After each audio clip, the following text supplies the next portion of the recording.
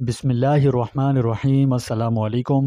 استغفار ایک ایسی طاقت ہے جو زندگیاں بدل کے رکھ دیتی ہے۔ اس عمل کے اندر اللہ پاک نے زندگیاں بدلنے والی بہت ہی زبردست تاثیرات رکھی ہوئی ہیں۔ اب اسی وجہ سے کیا ہے کہ جو شخص دل کے ساتھ یقین و خلوص کے ساتھ اس کا بکثرت ورد کرے تو اللہ پاک اس کی زندگی بہتر بنا دیتے ہیں۔ یوں تو استغفار کے فضائل اور فوائد اتنے زیادہ ہیں کہ بندہ شمار نہیں کر سکتا، لیکن آج کی ویڈیو میں ہم استغفار کے چند زندگی بدل دینے والے کچھ راز شیئر کریں گے اور آپ کو بتائیں گے کہ اگر آپ کثرت سے اس کا ورد شروع کر دیں تو آپ کی زندگی میں کیا کیا معجزات ہوتے ہیں اور یہ آپ کی زندگیوں کو کیسے بہتر بنا سکتے ہیں۔ تو اگر آپ اس بارے میں مکمل جاننا چاہتے ہیں تو آپ سے ایک چھوٹی سی ریکویسٹ ہے کہ اس ویڈیو کو بنا اسکپ کیے پورا آخر تک لازمی دیکھیں، ٹھیک ہے؟ کیونکہ کیا ہے کہ جب آپ اسکپ کر کے دیکھتے ہیں تو جو مین بات ہوتی ہے وہ بیچ میں ہی رہ جاتی ہے۔ اب اگر مین بات کو چھوڑ کے پوری ویڈیو دیکھ بھی لی جائے تو وہ فائدہ نہیں ہو سکتا جو مین باتوں کو سمجھنے سے ہوتا ہے۔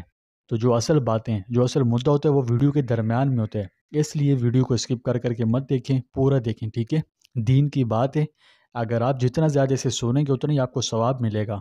دین کی بات بندہ جتنا زیادہ سنے اللہ پاک اسے ثواب عطا فرماتے ہیں، بشرطے کہ کچھ سیکھنے کی نیت سے، کچھ علم حاصل کرنے کی نیت سے ویڈیو دیکھیں تو اس عمل پر بھی اللہ پاک آپ کو انشاءاللہ نیکی عطا فرمائے گا، ثواب آپ کے کھاتے میں لکھا جائے گا۔ تو استغفار یہ بہت خاص عمل ہے۔ جب شیطان کو اس کی بابت معلوم ہوا تو اس نے اپنے سر پر خاک ڈالی، بہت رویا، بہت پیٹا، اور اس نے اللہ تعالیٰ سے عرض کی کہ اے میرے رب، تیری عزت و جلال کی قسم، جب تک تیرے بندے زندہ رہیں گے میں انہیں گمراہ کرتا رہوں گا سوائے نیک لوگوں کے۔ تو اللہ پاک نے فرمایا کہ اے خبیث، جو تیرے راستے پر چلے تو بھی جہنمی وہ بھی جہنمی، لیکن میری عزت و جلال کی قسم، میرے جو بندے مجھ سے استغفار کرتے رہیں گے، معافی مانگتے رہیں گے، توبہ کرتے رہیں گے، میں انہیں معاف کرتا رہوں گا۔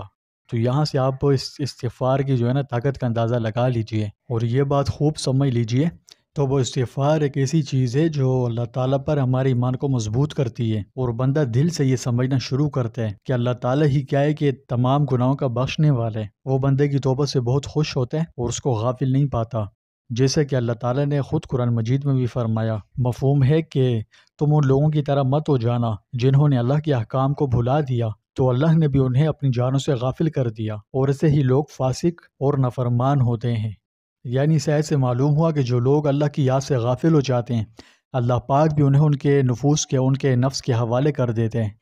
تو ہم اللہ تعالیٰ سے یہ جو ہے نا یہ امید کرتے ہیں اور یہ سوال بھی کرتے ہیں کہ ہمیں کبھی نہ بھولے اور ہم پر اپنے عظیم فضل کو بھی کبھی نہ بھولے، اپنی رحمت کے دروازے ہم پر کھول دیں اور توبہ استغفار کو ہم اپنے گناہوں کی صفائی کا ذریعہ بنائیں۔ اس کے لیے ہمیں چاہیے کہ توبہ استغفار کو اپنے گناہوں کی صفائی کا ذریعہ بنائیں۔ اگر ہم یہ کام کر لیں تو یقین جانیں اللہ پاک نے اپنی مقدس کتاب کے اندر ان گنت آیات میں توبہ استغفار کی فضیلت ذکر کی ہے، استغفار پر ہمیں بہت ابھارا ہے۔ اسی طرح نبی کریم صلی اللہ علیہ وسلم کی سنت پاک بھی، آپ کی سنت پاک میں بھی اس کی تاکید آئی ہے،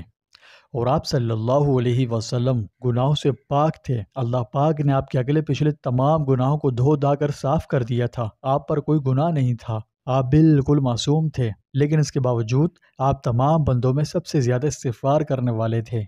حضور صلی اللہ علیہ وسلم نے جب استغفار کا اس قدر اہتمام کیا، توبہ کرتے، استغفار کرتے، تو آپ خود اندازہ لگا لیجئے اور یہ بات بھی آپ جو ہے نا سمجھ لیجئے کہ گناہ کا ارتکاب کرنا جتنا آسان ہے، اسے ترک کرنا، اسے چھوڑنا، اس سے اپنے دامن بچا کر رکھنا اسی قدر جو ہے نا مشکل بھی ہے۔ گناہگار ہمیشہ اس لذت گناہ کو تو یاد رکھتے ہیں جو گناہ کے دوران اس سے ہوئی، لیکن اس جزا سزا کو بھول بیٹھتے ہیں جس کا اس سے وعدہ کیا گیا ہے۔ تو بہرحال شیطان ملعون کی یہی کوشش رہتی ہے کہ وہ انسان کو رحمت الہیہ سے مایوس کر دے اور ماسی تو گناہ کی غلاظتوں کی عطا گہرائیوں میں دھکیل دے، جہاں سے وہ سیدھا جہنم کی اندیکھی پرعذاب وادیوں کا مکین ہو کر رہ جائے۔ لیکن اللہ پاک کے مخلص اور نیک بندے وہی ہوتے ہیں جو شیطانی وساوس کے جال کو تار تار کر دیتے ہیں اور رجوع اللہ کرتے ہوئے باب توحید و استغفار پر اس وقت تک بار بار دستک دیتے رہتے ہیں جب در توبہ ان کے لیے وار نہ ہو جائے اور وہ اپنی معصیتوں اور لغزشوں پر اڑے نہیں رہتے، اور یہی عمل راہ نجات کی طرف لے جانے والا ہے۔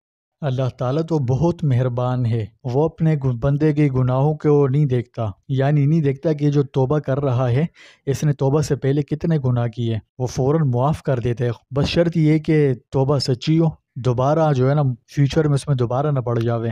پکی سچی توبہ کرے، کبھی شیطانی راستے پر واپس نہ جائے، اور اگر بالفرض خدا نخواستہ لڑکھڑا جائے انسان ہے لغزش ہو جاتی ہے تو دوبارہ جو ہے نا توبہ کر کے اللہ کی طرف رجوع کر لے۔ بلا شبہ یہ بھی اللہ پاک کی نعمتوں میں سے ایک نعمت ہے کہ وہ اپنے بندوں پر بڑا مہربان ہے اور ان کو معاف کرنے والا ہے۔ اور کیا ہے کہ اللہ پاک اپنے بندوں کے کمزور حالات و اعمال کو خوب جانتے ہیں، پھر چاہے وہ اعمال کتنی بھی مقدار میں پہنچ جائیں۔ جس وقت اللہ پاک نے انسان کو پیدا کیا تو وہ ان کے طبیعت و مزاج کو اچھی طرح جانتا تھا کہ یہ انسان جو ہے نا یہ بہت زیادہ غلطیاں کریں گے اور وہ رب تعالیٰ کی عبادت میں حدود سے تجاوز کریں گے۔ پھر اس سے ہٹ کے انسان کے علم کی کمی کو بھی جانتا تھا، اس لیے اپنی رحمت سے بندوں پر رحم کرتے ہوئے استغفار کی عظیم الشان دولت عطا کی۔ اور یہ ان لوگوں کے لیے جو لوگ اللہ کی عبادت اخلاص نیت سے کرتے ہیں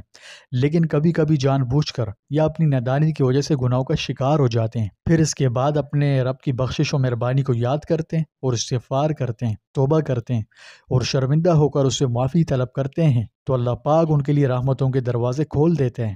اور یقیناً ہمارا رب بہت زیادہ رحم کرنے والا، بہت بڑا مہربان ہے۔ ایک حدیث شریف میں رسول اللہ صلی اللہ علیہ وسلم نے ارشاد فرمایا کہ لوگوں، اپنے رب سے گناہوں کی معافی مانگو، اس سے توبہ طلب کرو۔ بے شک میں بھی دن میں 70 مرتبہ سے زیادہ اپنے رب کے حضور توبہ استغفار کرتا ہوں۔ اب جیسا کہ یہ نبی مصطفیٰ صلی اللہ علیہ وسلم کی سنت مطہرہ ہے کہ آپ دن و رات میں 70 سے زیادہ مرتبہ اللہ سے استغفار کرتے تھے، تو غور کریں یہ ہمارے آقا و مولا کی حالت تھی جبکہ آپ گناہوں سے بالکل پاک و صاف انسان تھے، لیکن اس کے باوجود آپ کی یہ کثرت، تو ہم کمزور لوگوں کی کیا حالت ہے کہ ہم آپ کے امتی ہیں۔ اور آج کے اس گئے گزرے زمانے کے بہت ہی خطا کار اور بہت ہی زیادہ گناہ کرنے والے کمزور مسلمانوں میں سے ہیں۔ اور پھر سب سے بڑا مسئلہ یہ ہے کہ ہم اپنی غلطیوں کو مانتے بھی نہیں ہیں۔ جب مانتے ہی نہیں تو توبہ کہاں سے کریں گے، اور توبہ نہیں کریں گے تو اللہ کی رحمتوں کے جو ہے نا سائے میں کہاں سے آئیں گے۔ تو گناہوں پر اڑے رہنے کے بجائے توبہ کریں، اپنی گناہوں کو تسلیم کریں کہ ہاں مجھ سے غلطی ہوئی ہے اور انشاءاللہ آئندہ میں جو ہے نا اللہ کی توفیق سے یہ نہیں کروں گا، یعنی جس قدر مجھ سے ہو سکا بقدر استطاعت میں گناہوں سے بچنے کی پوری کوشش کروں گا اور نیک اعمال کثرت سے کروں گا۔ تو استغفار کو اپنے اوپر لازم پکڑ لیجئے، ٹھیک ہے۔